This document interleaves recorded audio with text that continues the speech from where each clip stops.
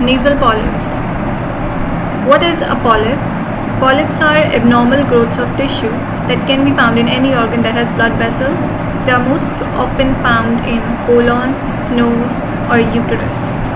Here you can see uterine polyps, and these are colon polyps. What are polyps in the nose? Nasal polyps are soft, painless, non-cancerous growths on the lining of your nasal passages or sinuses. They hang down like teardrops or grapes. They result from chronic inflammation due to asthma, recurring infections, allergies, drug sensitivity, or certain immune disorders. Now you should understand the difference between a polyp and an enlarged turbinate. This is an enlarged turbinate and this is a polyp. What are the diseases associated with nasal polyps? Allergic fungal sinusitis may cause polyps. Chronic rhinosinusitis, asthma, allergies can cause polyps.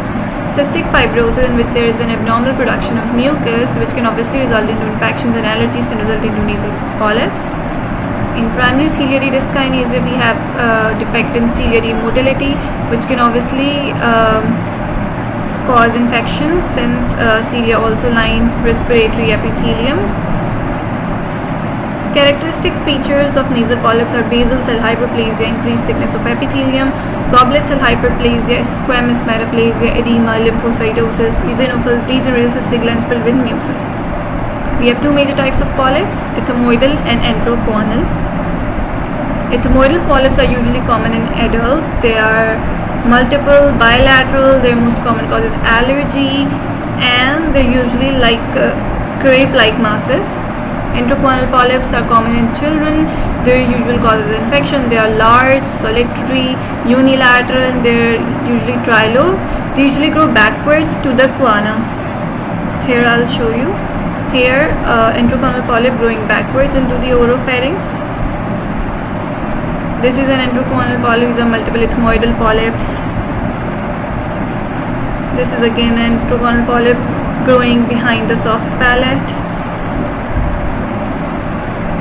Enteroconal polyp hanging down behind the soft palate. Symptoms could be nasal obstruction, nasal congestion, sneezing, post-nasal drip, runny nose, facial pain, reduced ability to smell, loss of smell, loss of taste, itching around the eyes. We could diagnose it from anterior rhinoscopy, nasal endoscopy, CT scan to exclude neoplasia and cancers, allergy test for cystic fibrosis.